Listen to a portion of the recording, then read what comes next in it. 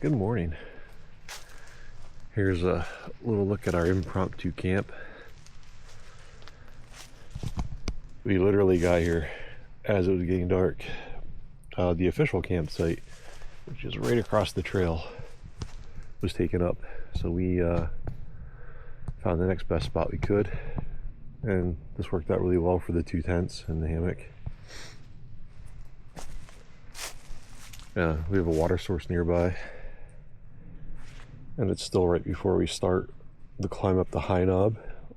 So today will be a fun day. We'll see a lot of the familiar stuff we're used to once we pass high knob. But yeah, it's funny. One of the big differences I've noticed with backpacking with the tent versus the hammock is as soon as I wake up, I just start breaking down and packing things up. Whereas the hammock, I'm more likely to just get up, get out, walk around, probably make my breakfast. Yeah, so definitely one of the changes. I definitely seem to be packing down quicker.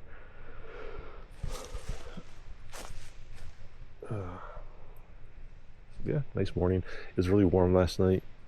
I brought my 30-degree quilt for this trip, and yeah, I probably could have. I probably could have got away with a 40, or a 30, or a 30, 40 or a 50.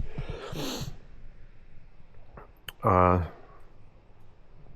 my Big Agnes pad though. I have a Big Agnes insulated. What is it? Like a Q core or something like that. Yeah, this will be the last trip for that pad, unless I can find out where it's leaking. It's not a bad leak, it's a slow one. At the moment, I only have to wake up once and refill it if I don't want to sleep on the ground. So, yeah, it's like 2 nights in a row into the tent around 9 p.m. And somewhere between 3 and 4, I have to reinflate it, but then it holds the rest of the night, so. But that pad has treated me very well. It has been with me since 2017, I believe. So yeah, that thing's had a good run. But now it's breakfast time. And I'll see you guys when we're back on the trail.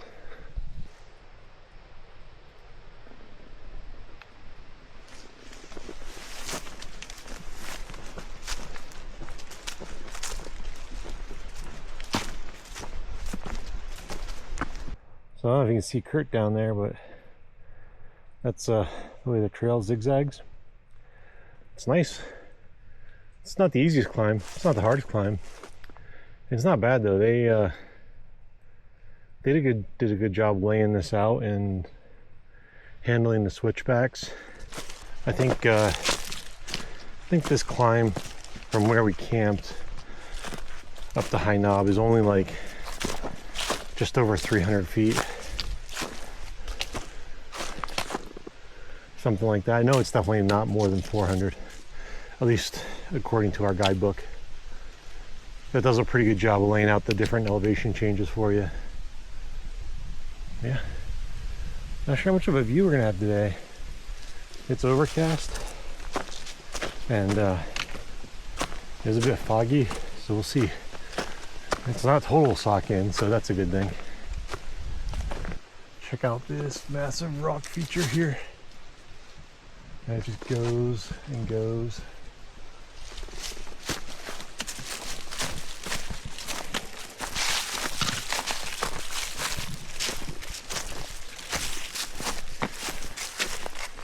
Well, we just passed the halfway mark. So we hit 31 miles. Pretty awesome. It's a nice feeling, but of course that means we have a little less than 30 miles to go. But yeah, not bad. I was telling these guys my original plan was to take a selfie with each 10-mile increment marker. I did one with the 10 mile, The 20 mile, none of us saw that marker. John and I apparently blew right by the 30 mile marker because Kurt got a picture of it. Yeah, we are working our way down off of the High Knob area. This has been a nice hike. You follow part of like an old forest road grade for a little while, and then it dumps you off into this. And I'm pretty sure the next little area we get into is like the valley of like where Ketchum Run goes, which will be pretty cool. I've seen that area a few times now. It's a pretty beautiful area, just like the rest of the forest. But you hike a kind of like that little valley that we were in at the end of the night yesterday. You kind of hike along Ketchum Run for quite a while. And there's some cool features there. There's I always forget the name of the falls. There's the set of falls with a ladder that you can go down or up depending on which direction you're going. And there is a bypass, so if you don't want to do the ladder, you don't have to.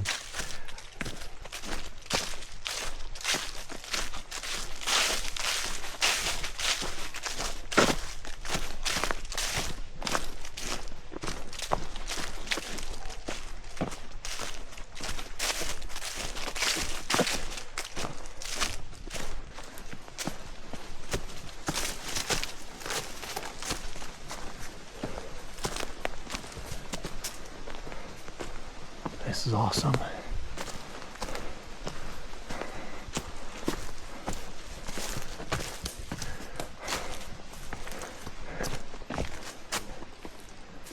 How cool is this?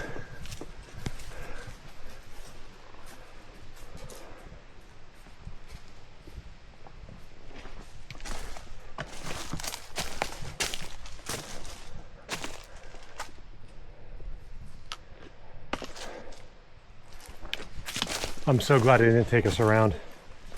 I know. Yeah, that's better going please.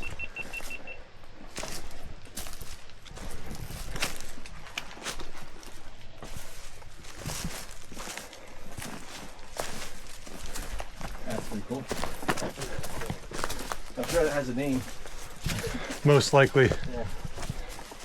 Well, this sign here, I'm like 99.9% sure, marks the furthest southwest that I've been on the Loyalsock trail up until this point.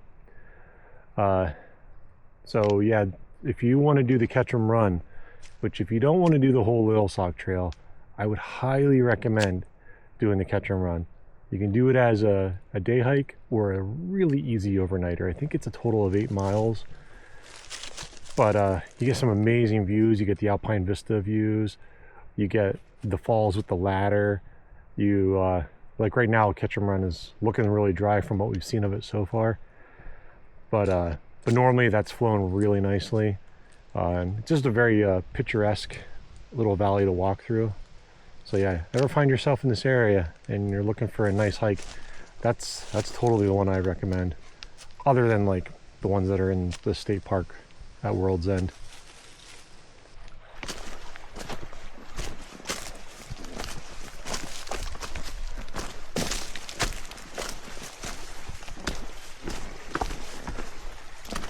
Well folks, we are fully in the Ketchum Run now. This is one of the best flowing streams we've seen.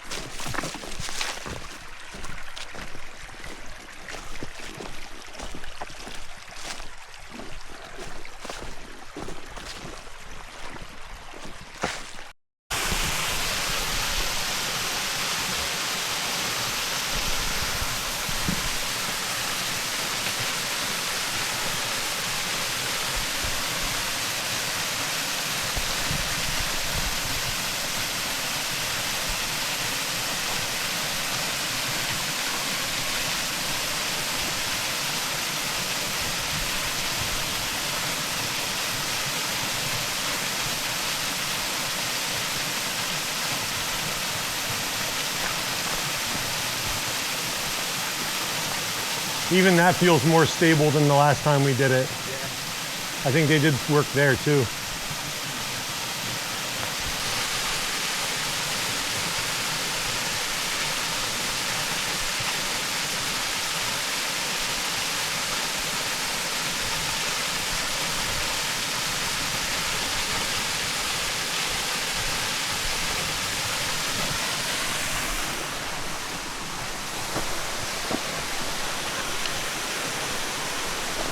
And there's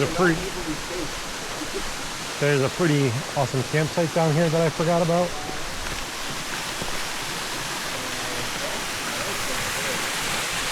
But road falls. It's funny. Anyone that does this kind of stuff, I'm sure, gets asked the same thing. Why do you do that? That's crazy. One of the reasons. Just awesome experience.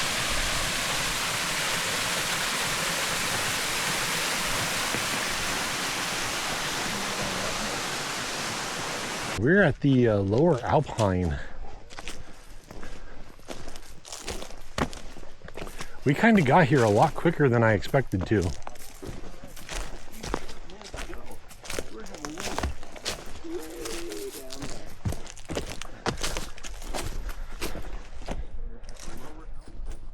There's some good sitting logs here. All right, we are at upper Alpine now.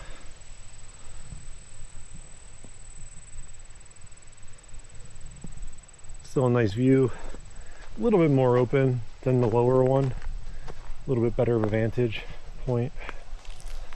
There's our sign.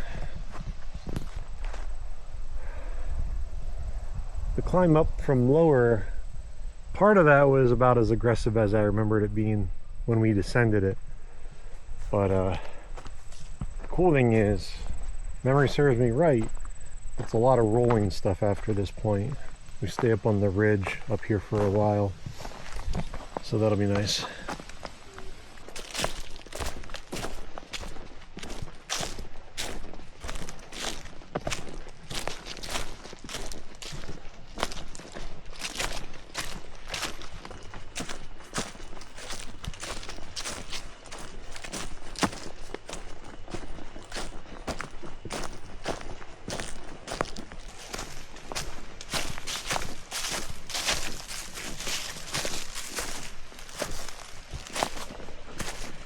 What do we have here?